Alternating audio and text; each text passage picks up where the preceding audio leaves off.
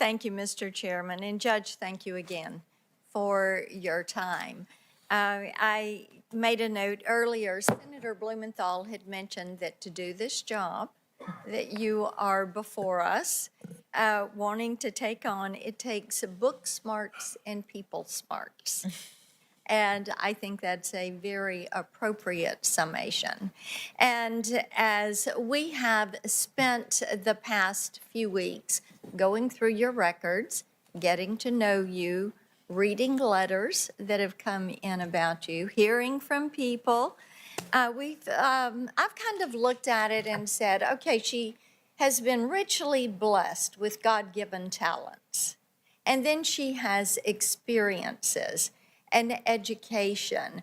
And then coupling with that, hopes, desires, and a lot of drive that really make you the person that you are.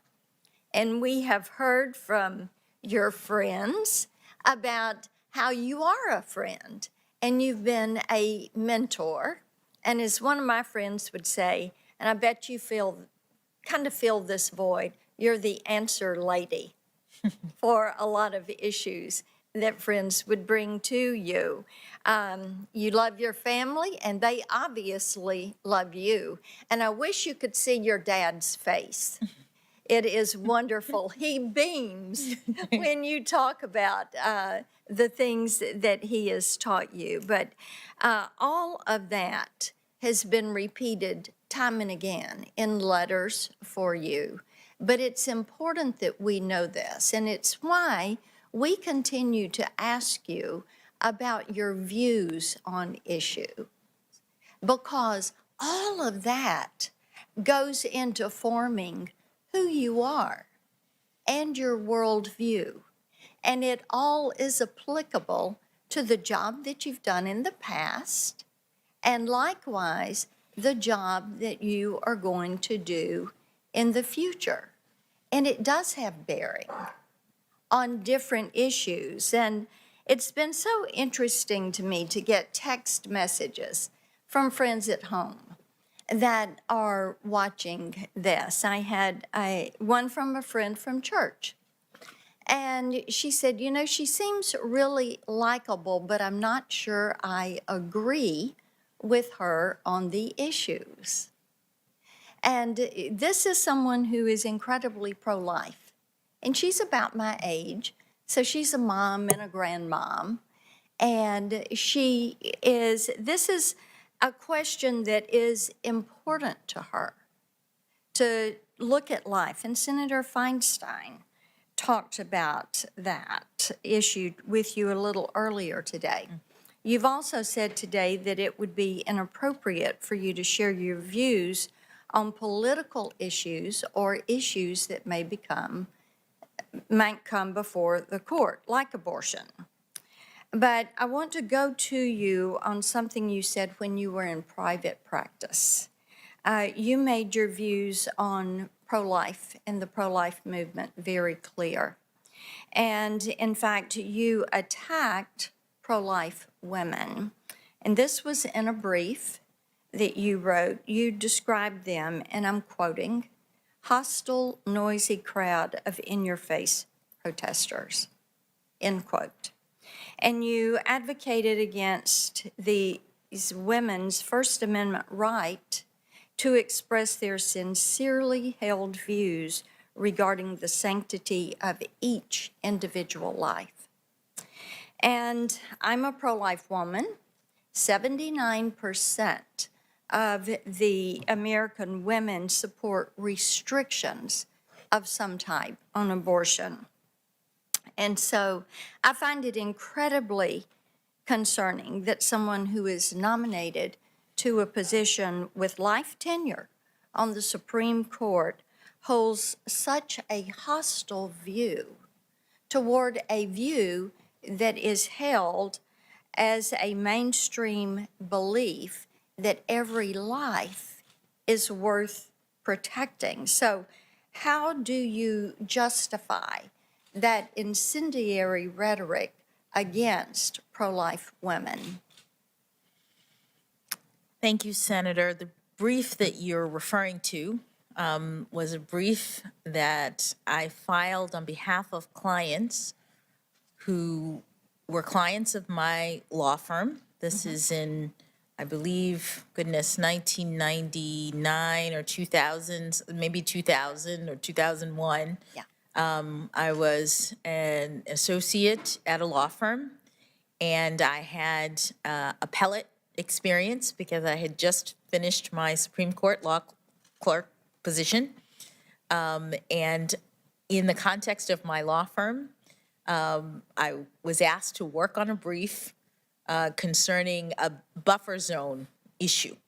In Massachusetts at the time, there were laws protecting women who wanted to enter clinics, and there was a First Amendment question about the degree to which there had to be room around them to enter the clinic. Right. And I understand all of that. I'm asking about the rhetoric.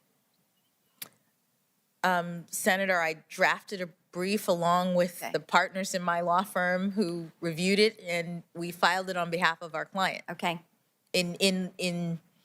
to advance our client's arguments that they wanted to make in the Okay. case. Let me ask you this. When you go to church and knowing there are pro-life women there, do you look at them, thinking of them in that way, that they're noisy, hostile, in your face? Do you think of them? Do you think of pro-life women like me that way? Senator, that was a statement and a brief made Okay. an argument for my client. It's not the way that I think of or Okay. characterize people. All right, thank you for the clarification on that, because I think even zealous advocacy doesn't allow that type of rhetoric on a free speech issue. You know, Roe v. Wade, let's talk a little bit about that. It's come up touch today. In my opinion, that was an awful act of judicial activism and has cost the lives of over 63 million unborn children. And nearly 50 years later, this shameful ruling remains binding precedent, but the battle is being fought in the courts. And as you know, and as we discussed when we visited, the Supreme Court is reconsidering whether the Constitution protects the right to an abortion in Dobbs. And if you're confirmed, you will be in a position to apply the court's decision in Dobbs, whatever that decision is going to be. And you've talked about following precedent and what the court decides. So do you commit to respecting the court's decision if it rules that Roe was wrongly decided and that the issue of abortion should be sent back to the states? Senator, whatever the Supreme Court decides in Dobbs will be the precedent of the Supreme Court. It will be worthy of respect in the sense that it is the precedent, and I commit to treating it as I would any other precedent of the There's Supreme one other thing. One of the central issues in the Dobbs case is about whether the Constitution protects the right to an abortion. So let's talk about that. Can you explain to me on a constitutional basis the court's decision in Roe, and where is abortion protected in the Constitution? Senator, abortion is a right that the Supreme Court has recognized is one of the kinds of rights that is unenumerated. Okay. It is in that same category of rights that the Supreme Court has recognized. But the text of the Constitution does not mention abortion. That is true. That Yes. is true. That is correct. So you agree that the Constitution does not mention the right to an abortion, and yet, through one of the most brazen acts of judicial activism, our Supreme Court created the right through Roe v. Wade. This is why Americans. This is why so many women that I've talked to are really concerned about who sits on the federal bench. We need a justice who will adhere to the text of the Constitution. You've talked a little bit about that today as you talked about historical context. And they don't want justices who are going to invent rights out of whole cloth to serve a political interest. Let's move on. I want to go to when you were at Harvard, your thesis entitled "The Hand of Oppression: Plea Bargaining Processes."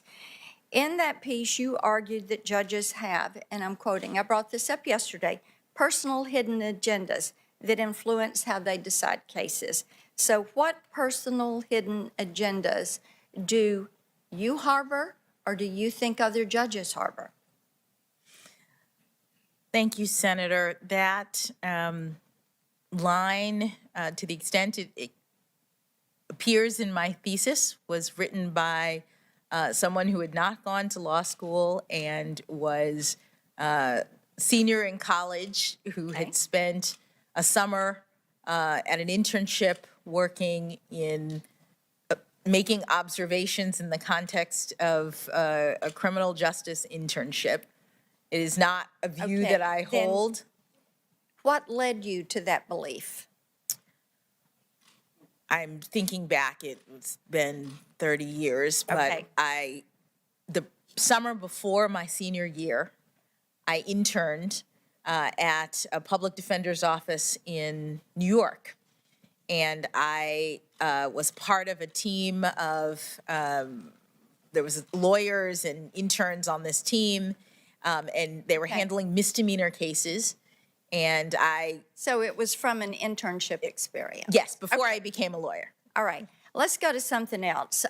Senator Cruz was discussing with you, and I think this is important, is something that parents all across the country are worried about, and that is the progressive indoctrination of their children and the pushing of critical race theory in the schools. And you told Senator Cruz that as a board member of the Georgetown Day School, you didn't have any control over what was taught at the school, no control over curriculum, and you weren't aware that the school was pushing CRT. But I would think that there would have been parents that came to you and said, have you seen these books? Are you aware that this is being taught, being on that school board? No, Senator. No one ever mentioned it. Georgetown Day School is a private school. It's Right. It's not a public school. I'm so- fully aware. And you mentioned that you said that you meant, you thought he meant that critical race theory isn't being taught in public schools, correct? Yes. Okay. But we know that's not the case. We know that CRT is being pushed in our K through 12 schools. And I've got a letter here, Mr. Chairman, that Senator Tuberville and I wrote last year to the National Education Association on this issue. I'd like to submit that to the record because it's relevant to our discussion. Without objection. And we had admonished the NEA for adopting pro-CRT materials during their annual organizing meeting and proposing to spend $127,000 in teachers' dues to combat opponents of CRT. And there are countless reports of CRT being pushed in the public school system. And a lot of parents that I work with every day, every week, don't have the funds to send their child to a private school. They're relying on the school systems, the public school systems, and it is important to them to have a Supreme Court that is going to protect parental rights to teach these children as parents see fit to have their children taught. And I will tell you too, with Georgetown Day School, I found it astounding that it teaches kindergartners, 5-year-old children, and I've got grandchildren. And they teach them that they can choose their gender. So is this what you were praising when you applauded the, and I'm quoting you, transformative power of Georgetown Day School's progressive education? Do you agree that our schools should teach children that they can choose their gender? Senator, I'm not remembering exactly what quote you're referencing, but Georgetown Day School is It was in a book, in a and you gave the quote.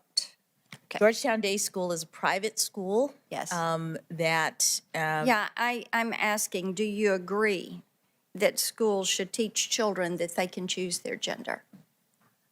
Senator, I'm not making comments about All right. what schools can teach. Let me ask you this then. United States versus Virginia, the Supreme Court struck down VMI's male-only admission policy. Writing for the majority, Justice Ginsburg stated, supposed inherent differences are no longer accepted as a ground for race or national origin classifications. Physical differences between men and women, however, are enduring. The two sexes are not fungible. A community made up exclusively of one sex is different from a community composed of both. Do you agree with Justice Ginsburg that there are physical differences between men and women that are enduring?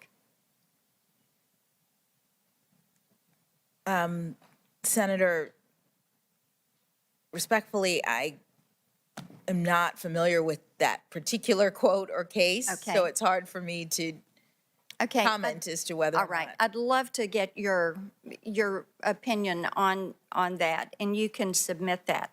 Do you interpret Justice Ginsburg's meaning of men and women as male and female? Again, because I don't know the case, I don't know how I interpret it. I need to read the whole Okay. thing. Can you provide a definition for the word woman? Can I provide a definition? No, Yeah, I can't. you can't? Not in Okay. this context. So you I'm not a believe the meaning biologist. of the word woman is so unclear and controversial that you can't give me a definition? Senator, in my work as a judge, what I do is I address disputes. If there's a dispute about a definition, people make arguments, and I look at the All right. law and I decide. So I'm not, The fact that you can't give me a straight answer about something as fundamental as what a woman is underscores the dangers of the kind of progressive education that we are hearing about. Just last week, an entire generation of young girls watched as our taxpayer-funded institutions permitted a biological man to compete and beat a biological woman in the NCAA swimming championships. What message do you think this sends to girls who aspire to compete and win in sports at the highest levels? Senator, I'm not sure what message that sends. If you're asking me about the legal issues related to it, those are topics that are being hotly discussed, as you say, and Right. could come to the court. So I'm not And able to. I think it tells our girls that their voices don't matter. I think it tells them that they're second-class citizens, and parents want to have a Supreme Court justice who is committed to preserving parental autonomy and protecting our nation's children.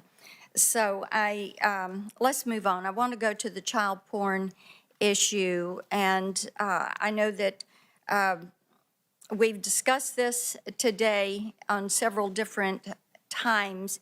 What's troublesome to me is your consistent pattern of sentencing these predators below the sentences recommended by the government and the sentencing guidelines. And Senator Cruz, Senator Hawley have laid out some of these disparities. I know Senator Blumenthal mentioned the Kids Online Safety Act that he and I are working on. You have talked about how horrifying it was to get some of that information.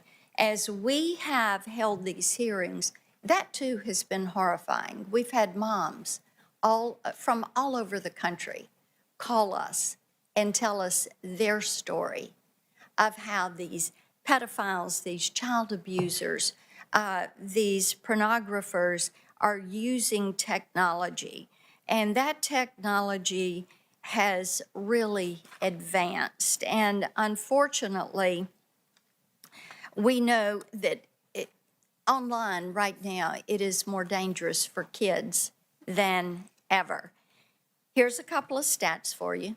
In 21, NCMEC's cyber tip line received nearly 30 million reports of online child sexual abuse material, which is a 35% increase over 2020. Those 30 million tips contained 44.8 million videos and 39.9 million images.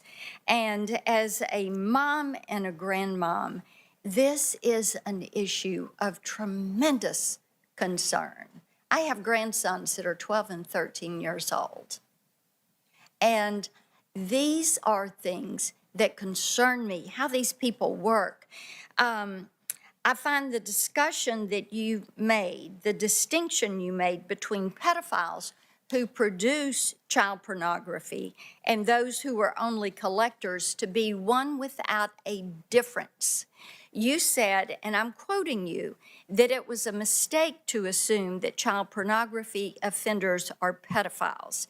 Do you believe that it matters to the children and their parents who suffer abuse, what motivation those abusers had? Thank you, Senator. As you said, and as I've said, these cases are among the most difficult.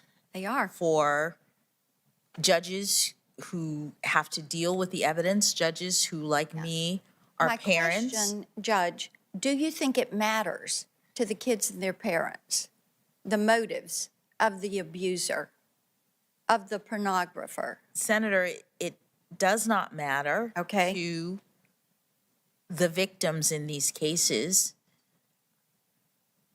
what the motivation is. The quote, I'm not exactly sure where it came from.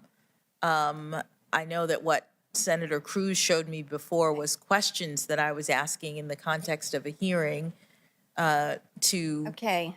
Well, I've got some serious concerns about that. I do want to go to your judicial philosophy and back to the Ninth Amendment. President Biden said he was looking for a judicial nominee with a judicial philosophy that is more of one that suggests that there are unenumerated rights in the Constitution and all the amendments mean something, including the Ninth Amendment. You told Senator Lee that you didn't discuss this statement with President Biden, but I want to know whether you agree with it. Do you share the judicial philosophy that President Biden is looking for? And Senator Kennedy tried to walk through some of this with you. Do you believe that the Ninth Amendment is a source of unenumerated rights? Senator, the Supreme Court has not found any unenumerated rights that derive from the Ninth Amendment. And so that's not the precedent of the court. And there aren't any rights that have been established under that provision of the Constitution. Okay. White House Chief of Staff Ron Klain has written that the Supreme Court should intervene whenever the nation's conscience and laws need a jolt in a progressive direction. Presumably, that is what he and his boss, President Biden, expect a justice to do. So do you believe that the role of the court is to intervene whenever we need a jolt in a progressive direction? And would you do that through the unenumerated rights? Would you do it on issues like abortion or any other issue? Senator, the role of a judge is to decide cases and controversies based on the facts and the law, mindful of their obligation to rule impartially and to remain in consideration of only the law and their constraints under the Constitution. Okay. A lot of special interest groups have come out in support of your nomination. One of those is Demand Justice, and they are a progressive dark money group that has launched a $1 million ad buy to push for your confirmation. Demand Justice is also pushing for radical changes to the structure of our country and our Constitution, including a demand that Democrats pack the Supreme Court. One of Demand Justice's board members has urged Senate Democrats to add 10 more justices to the court. It's clear that Demand Justice believes that if the issue of court packing were to come before you on the Supreme Court, you would rule in their favor. Are they wrong to believe that you would rule in their favor? Senator, it's very unlikely that the issue of court packing would come before the Supreme Court. That question is in the province of Congress. It's a political question. Okay. Let's see. I want to follow up on this Make the Road New York issue that has come up a couple of times today. Congress granted DHS sole and unreviewable discretion to determine which illegal immigrants should be deported. This means DHS's decision was unreviewable by a federal judge, and any attempt to challenge DHS's decision should have been dismissed by the court. And yet, you did the very opposite. You didn't dismiss it. You inexplicably construed the law to permit a judicial challenge to DHS's immigration decision, despite the plain language of the statute. The D.C. Circuit, where you sit, reversed you. It noted that it could hardly imagine a more definitive expression of congressional intent than the one in the law at issue. And it questioned how you could have come to any other conclusion based on the text of the statute. So I'd like to know what was ambiguous about the immigration law that we enacted, and we explicitly stated that DHS's decision was unreviewable. What more could we possibly have said or have made clear that you were not authorized to review DHS's decision? Thank you, Senator. When Congress strips the court of jurisdiction, Congress, in many cases, does so explicitly. It says something other than sole and unreviewable. It says things like, no court shall hear, there's no jurisdiction to consider. There are ways that Congress clarifies that judges have no authority or no jurisdiction to hear a particular case. The D.C. Circuit considered jurisdiction with respect to this statute and this dispute and determined that the court did have jurisdiction, and the question was whether there was a cause of action to proceed. What I determined in looking at the statutes at issue in this particular case is that sole and unreviewable meant that DHS had the sole power to make a decision about. Not to interrupt you, my time is going to run out, and I want to be respectful of getting you out of here tonight. But we were clear in what we said on that, and I heard your explanation on that earlier today. That's why I wanted to come back to it tonight, because this is the kind of judicial activism that really concerns Tennesseans. these issues that I've been through with you today, your statements that I gave back to you last night in my opening, things that you had said, decisions that you had made, these cause concern. So we'll take up a little bit more of it tomorrow. Thank you for your graciousness, Mr. Chairman. Thank you for the time.